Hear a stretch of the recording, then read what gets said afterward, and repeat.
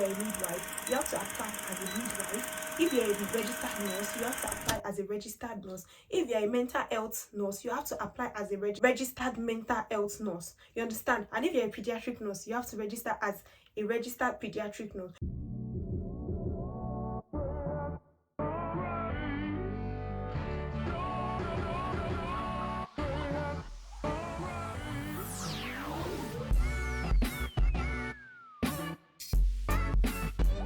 Hi everybody, welcome to my YouTube channel. My name is Showumi Mary and this is Showumi O'Clock. On this channel we talk about God, we talk about lifestyle, we talk about relationship, career and life in the UK generally. If you are here for the first time, welcome. Please do well to subscribe to my YouTube channel, watch other videos, like, share our content to your friends and family. And to my returning subscribers,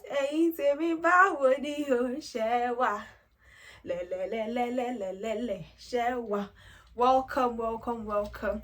Thank you for your support in my previous video. It means a lot to me. Please do well to also keep sharing our content and please refer people to our channel. Thank you so much. On today's video, I'm going to be talking about the step-by-step guide to becoming a registered midwife in the UK. If you are not a registered midwife, please just pause there. Don't go, because this process is just the same thing as that of registered nurses. The only difference is the CBT, which we are going to be taking for midwife. So if you're a registered nurse and you're trying to migrate to the UK, you're also welcome to this channel, and please watch this video to the end. So today, as I said, we're going to be talking about migrating to the UK as a registered midwife. So what do you need as a registered midwife to migrate to the UK? Some people will say money. Yes, you need money, but if you start saying that, I need to get your money, how much is everything, how much is that, how much is this, it might discourage you. So the first thing I would like you to get is to get appropriate information. So that is why if you're on this channel, if you're watching this video, you are not wrong, because you need to get adequate information. Like they say, knowledge is power. If you have the knowledge, you know everything, you know the amount you're going to need, and you can begin planning. This is more reason why I say watch this video to the end, and please read the description box below, because I'm going to also be dropping some links to some important sites there, so that you can watch the video and also read for yourself what you are going to need to migrate to the UK. Like I say, you're trying to apply to an international country. The first thing you're going to need is your international passport. We know Nigerian factor comes into everything. So if you are watching this video, whether you are a student or you are a nurse, or you don't even know whether you are going to travel out or not, it is very important for you to get your international passport. I know people that got stuck, maybe because their passport needed renewal or they had not gotten their passport, and Nigeria said there was no paper for printing out passport, and they got stuck. They had the money, they had everything, but they just got stuck at that process because they did not have their international passport. So if you have it at the back of your mind that you want to travel out to the UK, the first thing to get is your international passport. Secondly, you are going to write your IELTS.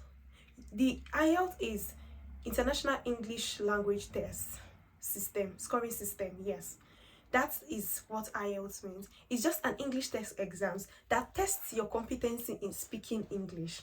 The reason why everybody says write your IELTS first is because over time a lot of people have, it's been shown that a lot of people have written these exams up to 3 times or 4 times, or people keep failing this exam, while some people pass the exam at one sitting. So the reason why they tell you to write the exam first, because it seems like the most difficult aspect of the whole process.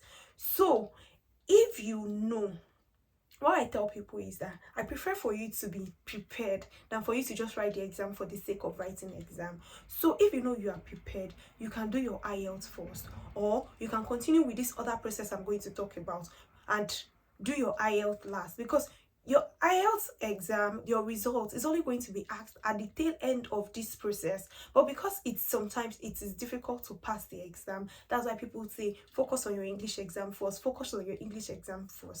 So the next step is to register with the Nursing and Midwifery Council UK. That is the NMC. This is the governing body of nurses and midwives here in the UK, and they have a website that encourages international midwives to apply. So when you pay £140 to them, you would have access to their online account, and you'll be able to upload some of your documents. You'll be able to upload some of the documents, and all that. Sometimes you, even on the site, you're going to see that they have a checklist for you. So if you do the checklist, you already have a list of all the documents you are going to need. So by the time you register, you are just going to upload the documents as they request for them. The next thing after your registration and payment of the £140, the next thing for you to do is to contact NMCN, which is Nursing and Midwifery Council of Nigeria. So the work of NMCN is to verify you and give you a letter of good standing. So the verification process is now done online. Thankfully, they've, with much complaint, they've now switched to the online method, which is very easy compared to the other method where you had to write letter, you had to send someone and all of that. So now everything is done online, and you can do it at the comfort of your house, even from your phone. If you want to pay for the NMCN verification, you should have gotten a mail from NMCN after you've paid the after you've paid the £140, which shows that, okay, we've gotten your application, but we'll be waiting to hear from your regulator.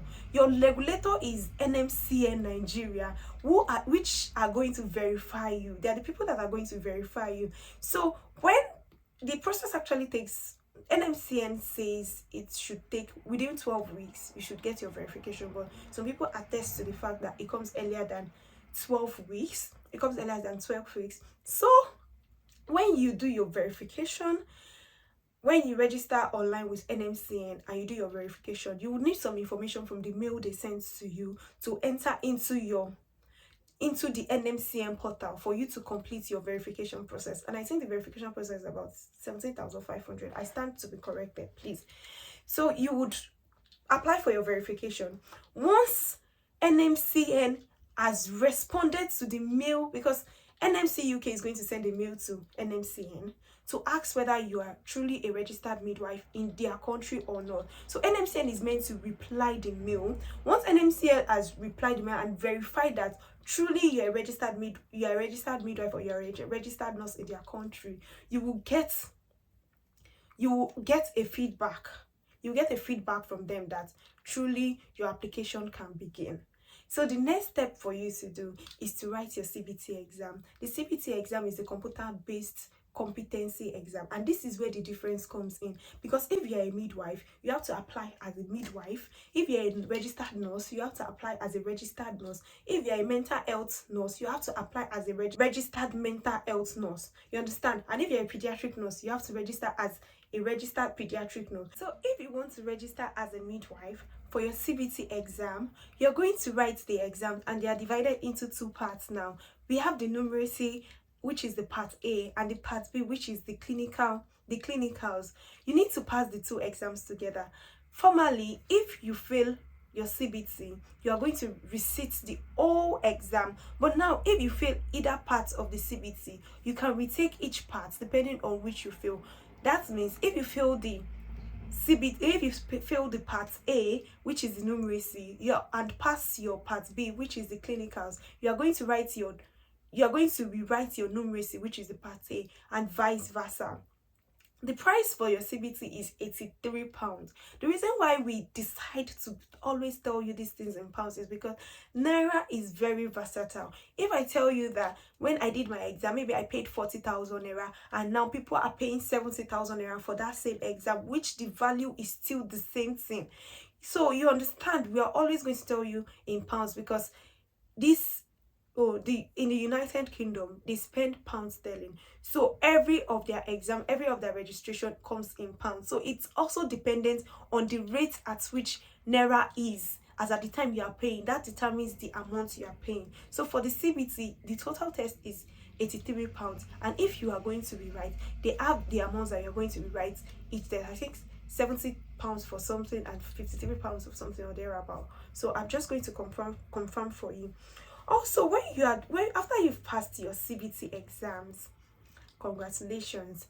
After you've passed your CBT exam, then you can now go on to start applying for jobs. And when you're applying for jobs, you can go to the NHS job website or trackjob.com, and there are other sites, other numerous sites where you can apply for job. But because you are midwives and you're an international trained midwife, the NHS is still the only organization that is willing to take national trained midwife. So if as a midwife you are trying to apply to job, your best bet is to go for an NHS job. But for nurses, you have care homes. Sometimes you have a lot of places that can take you: care homes, NHS job, private jobs, and all of that, depending on which of the job offer you find. That brings me to, after you get a job, most employers are going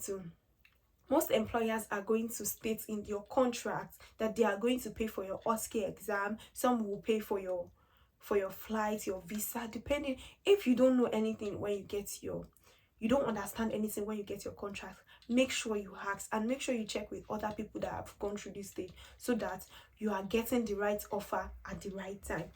So after you get a job, just put it at the back of your mind that in one time like that, when after you've passed your OSCE, or even before you passed your OSCE, you are going to pay another £153. The £153 is when you are now sending the whole complete application, and that is when you need your IELTS result, because they are going to ask for your IELTS result. They are going to ask for your health declaration. They're going to ask for your police clearance record. Yes, they're going to ask for your police clearance. You upload that. You upload your health reference, your language test, and all. So with that, you're going to pay £153. Some people do it before their OSCE, some people do it after their OSCE, but the application will not be completed until you pass your OSCE. And when you successfully pass your OSCE, you are going to get the mail: congratulations, you've passed your OSCE, and your application will be started. Once your application is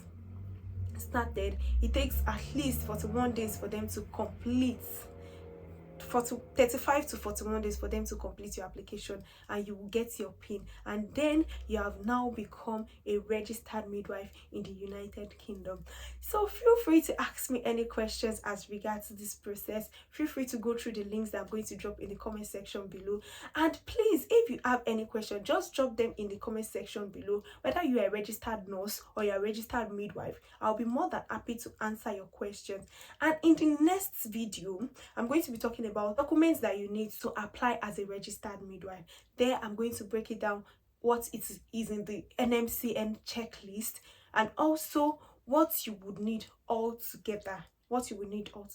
So if you want me to talk about any other thing, just please drop a comment in the section below, and I'll be more than happy to take that. Thank you very much for watching this video. In my next video. Thank you.